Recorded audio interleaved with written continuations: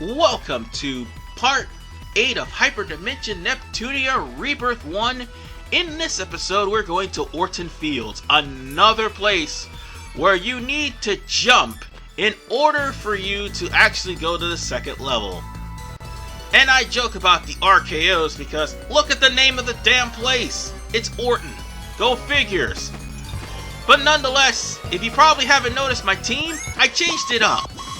Plutia and Pishi are now leading the forefront, and IF is just there. Here's the thing. I also had Neptune and Kappa as support so they can actually gain Lily ranks with IF and Plutia respectively. But here's where I need to talk about Plutia and Pishi. These two are the new DLC. Well, they were the new DLC characters, but not anymore. They were like DLC back in 2017, I'm not mistaken. And both of those two hail from Hyperdimension Neptunia Victory. While both of them do not have a role in this game, they do have a major role in Victory. Specifically, Plutia and Pishi being like the main characters. And I think PC was like a villain at one point. But might as well talk about their fighting style. As you saw earlier, PC is a pretty strong character despite being, well, completely small.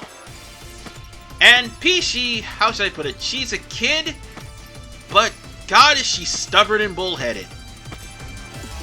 And I emphasize the word bullheaded completely, because one of her moves is her headbutting somebody, well, headbutting the enemies. And I think one of her trademark intros, I wouldn't say intros, but rather one of her trademark things to do in the anime is to headbutt Neptune in the stomach. It's my turn. But Pishi is a pretty powerful character. Her defense, however, is way worse than Blonde's. Plain and simple. We win again.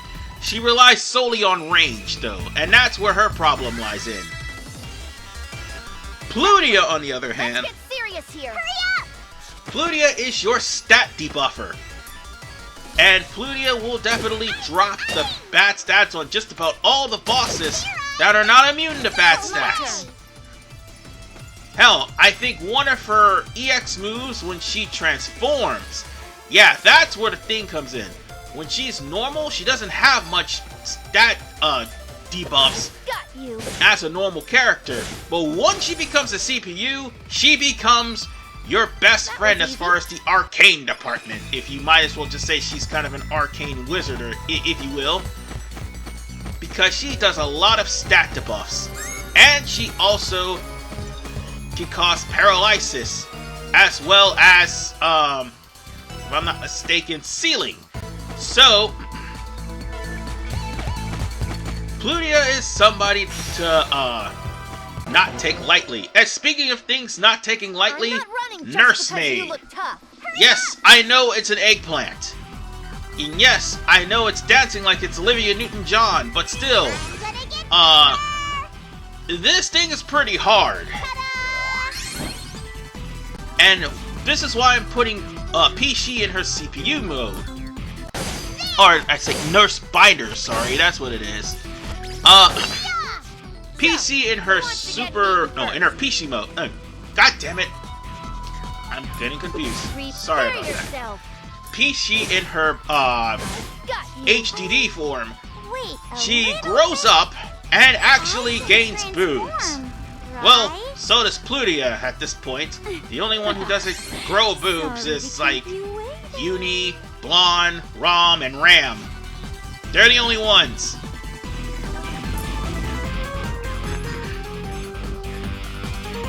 And once again, I gotta stress, Time for your punch to enjoy. Plutia is kind of a monster. Not kinda, she is a monster the moment she gets into her HDD form. Because she does mental damage. Oh yeah, and May I begin? Nurse Binder, there is a thing about Nurse Binder that pisses me off the most. Nurse Binder loves to heal.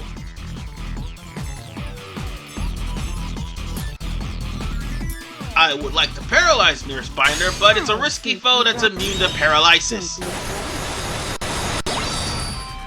It would actually help, but It's my turn. it did, however, chop down its guard. I forgot to mention something about that. Just about all the enemies in the game has a guard. And your whole point of actually having the EX move is to chop down their guard so you can do more damage to them. Leave it to me. And there it is. It just healed.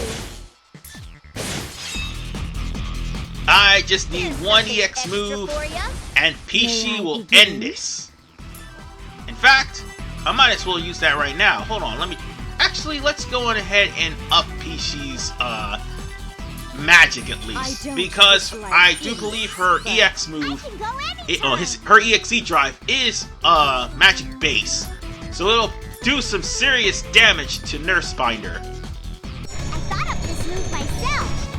Go! And by the way, how Pishi and Plutia both became CPUs in Victory, they inadvertently ate the disc that made them CPUs. So there was a good chance they could have been monsters in that game, but they did not become monsters.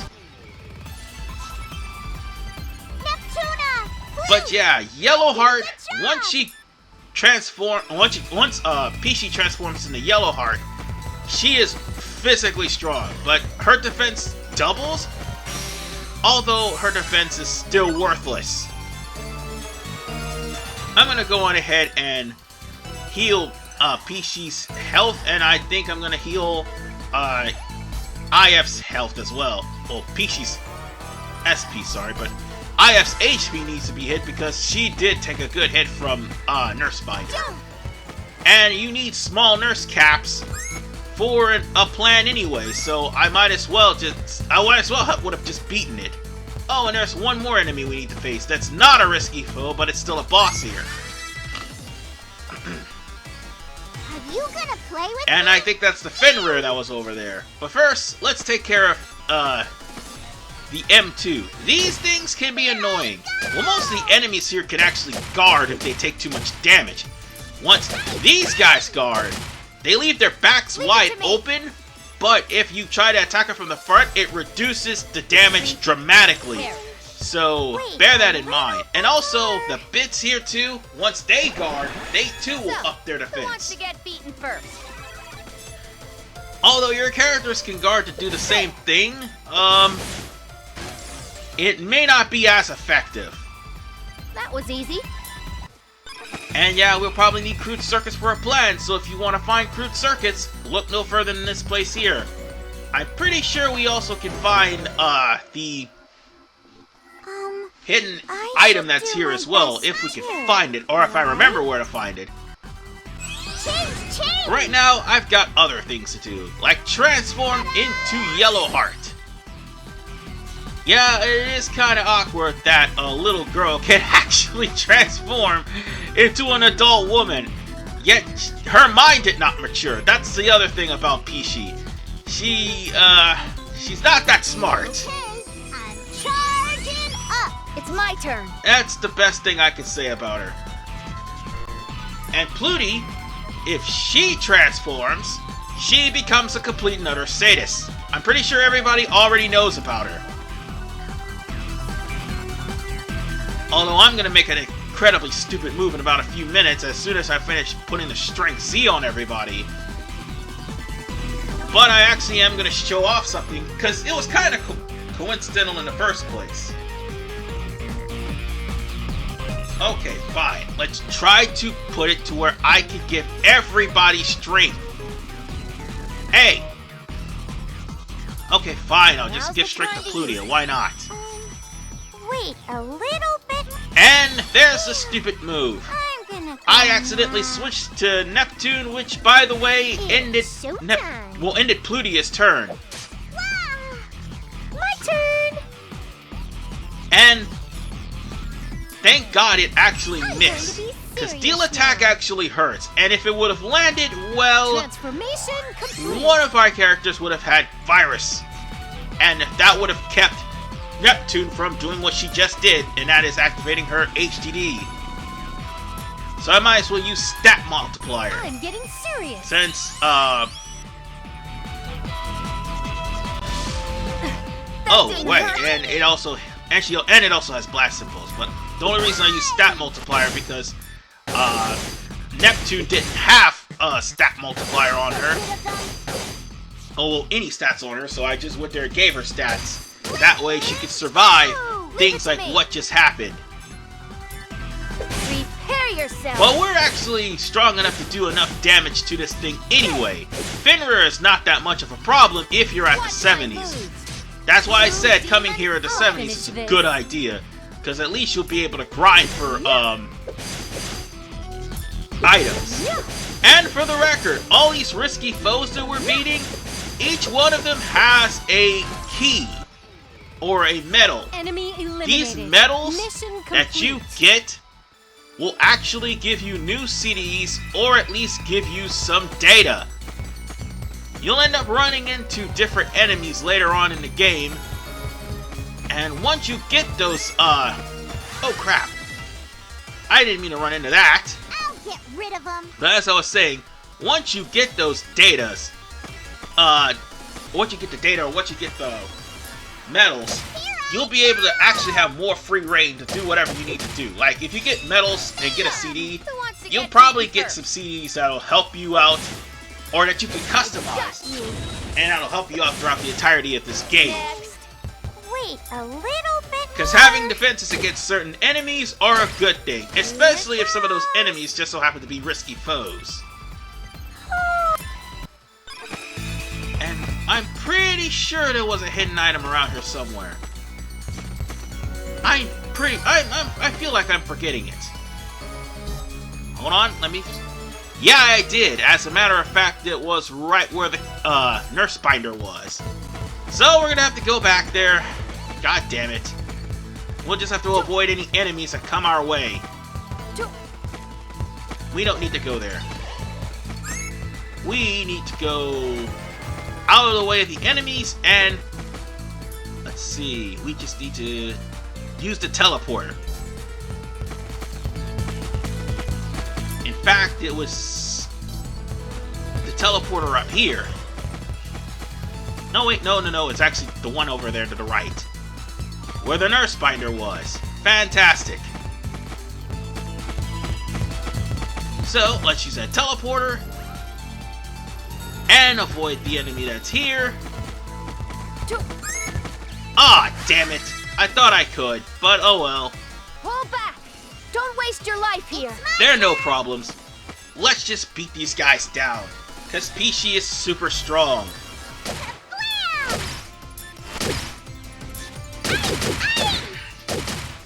And oh yeah, forgot, I have enough for EX finish. So that way we'll be able to take these guys down. Oh, I forgot to mention something throughout the entirety of this part. I know there's a lot of things I forgot to mention, but still, this one is kind of important. As you build EXE meter in the stages that you're in, the moment you leave, it resets. It does not stay. I'm pretty sure Mark II may have fixed that. I'm not sure. Oh wait, no. Rebirth 2 completely took out the EXE meter altogether and just stick all these specials onto your SP, so therefore there really wasn't much to do. Hold on one second. Let me remember where the there we go. I found Healing grass. That was the hitting item. Yeah, we don't have anything else to do here. I think we've gotten everything we need. Hold on. Let's make sure of that, though. Because we needed to jump up here for a reason. Ah, there's our hidden stuff. Pink pigment. Is there something Energy lump. in here? Ooh, we needed those. Those things actually fully heal your characters. So on that note, or at least 75% healing, one of the two. So on that note, I think it's time for us to leave this joint. And now would be a perfect time to use an eject button. Considering that we don't have any more items to get here. let's see, one eject button, and I'm gonna have to buy some more later. Yeah, eject button is a plan too, just in case you're wondering. But you could scrape up eject buttons throughout the entirety of the game. So at least you don't have to worry about getting a plan for that. But it would be nice to buy some items. Nonetheless, I'm gonna have it focus on the story, but first I'm gonna have to cool down my computer because for some reason it's overheating. I'll be right back. Alright, my computer has cooled off. Unfortunately, I found out what the problem is. My fan is starting to die. So, yeah. You can still hear it trying to kick and have its death throes, but yeah, my fan is going to die, and I'm going to have to buy a new one later on. So, that's why I turned off my, I turned my fan on, the other fan that's next to my computer. It's actually like a miniature portable fan. And speaking of CPUs, turns out that it's kind of caught the attention of IF Compa and Neptune that the Basilicom was acting well weirder than what it was in Planeptune. Planeptune's CPU was waiting graciously for their Planeptune's Basilicom, sorry, was waiting for their CPU to grace them with their presence, even though she was literally standing right in front of them. This time around, everyone in the Basilicom was treating the CPU and anybody who tried to visit her like crap. Excuse me. Again, I've mentioned earlier that Avenir has taken over the Basilicom. And Noir can't get in or get out without them noticing. And sometimes she has to wait until they're not even looking to actually do quests to keep up her shares. Now then, Neptune, of course, is making corny jokes again. But, well, not all the jokes are corny. Some of them are actually hilarious. Like, later on in this cutscene here, we soon find out that Neptune has not been very honest about the way money is being spent on the quest. Well, not on the quest, but on the party, actually. In fact,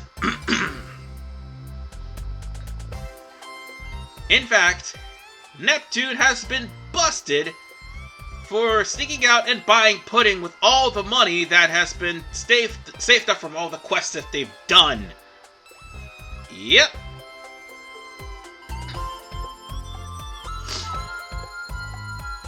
Now, there is indeed a key fragment in Last Station, so they're gonna have to ask the citizens instead of the Basilicom in order for them to find out what's going on.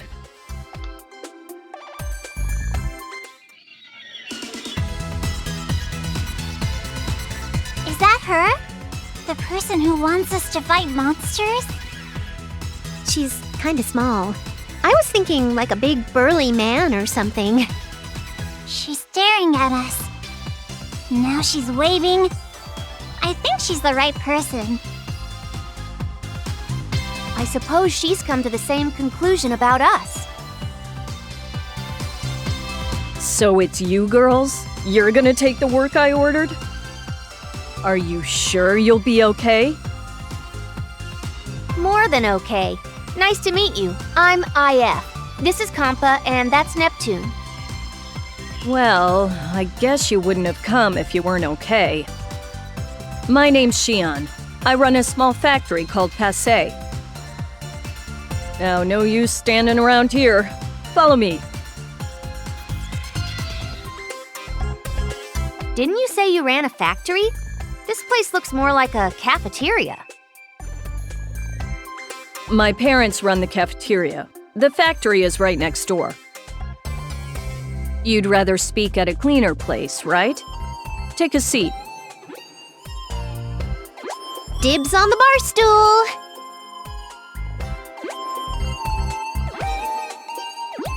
With this cafeteria, you can order a heck load of parfaits and puddings. That's not going to create revenue, you know? The factory isn't enough, so we make do with the cafeteria, too. Sorry to intrude, but could you tell us the details to the work? Sure. I need you to take care of the monster around the trade route. It used to be safe, but recently a large monster appeared from nowhere. With the route unsafe, all trade is halted. Bingo! This may be the work we're looking for. We'll take that order. Good. With Avenir killing the market, we don't need any more problems. Chian? Chian? What's this Avenir? Wait, you don't know Avenir? Yes. We just arrived into last station today, so we don't know this Avenir. Avenir is a major company that's pretty much ruling Last Station. They make everything from goods to weapons, and is controlling the market. People like me can't compete with them, so our products don't sell well. And it's not like they create work. I know a few who closed shop already. That's terrible. It goes against antitrust laws. Didn't you talk with the CPU? It's hard to believe that she would let this go. Myself and others tried, but Lady Blackheart was away for too long. Avenir placed their goons in the Basilicom. Now they pretty much own it. Such a waste, since Lady Blackheart just returned from Celestia. Avenir won't let us near the lady at all. So Avenir is bad. Everyone is suffering because of them, right? They're not just bad, they're monsters. I see. So that explains the treatment we got back at the Basilicom.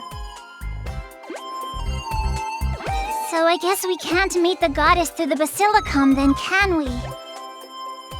How about we barge into where the CPU Lady Blackhearth lives? We could get info on the key fragment and help Chian. What a bargain! Okay, Nep Nep. Let's go on stealth and stand by at Lady Blackhearth's room. Lady Black H-E-A-R-T, not Lady Blackhearth. But if you don't know where the lady is, the guards will just spot you. Well, we have to try, right? I'm more the type to try and fail instead of not trying at all. Not this time, Nep. If we play this wrong, we'll never meet the lady. And if that happens, we'll be harming Chian and folks more than they need.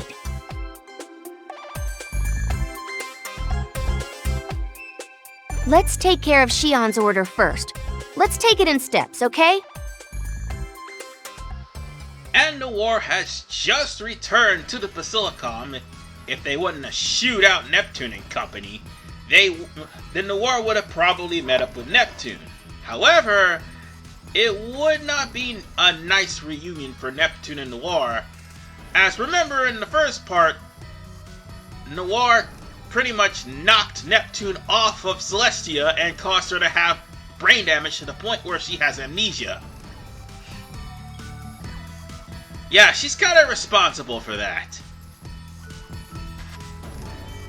In other words,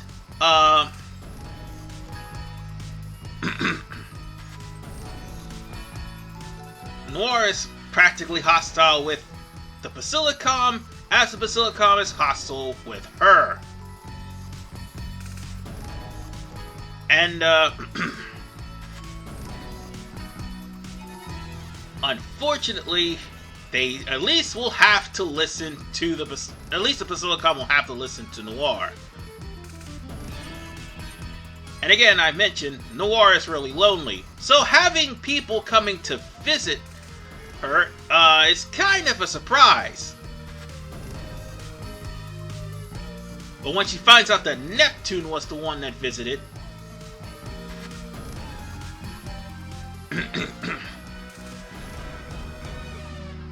well, now Noir is going to have to try to sneak out once again to meet the girl. Well, the girl in question, actually.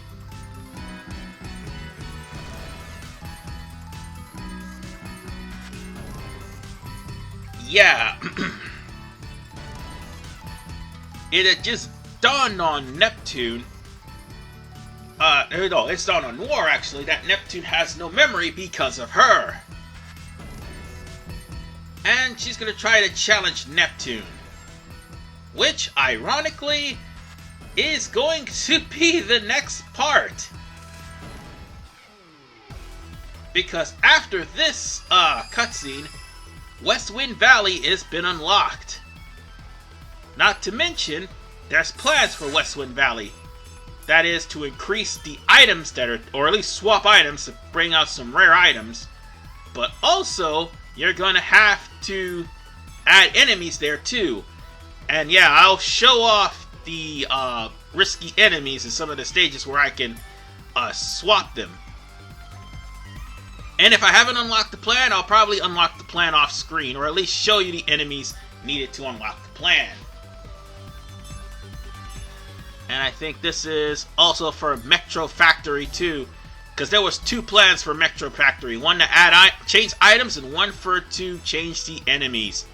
So with that said, the only other place left to do is to go to Tokiden Cave, but we'll save that for part 10. Part 9, however, we're gonna go to Westwind Valley and we're gonna confront Noir.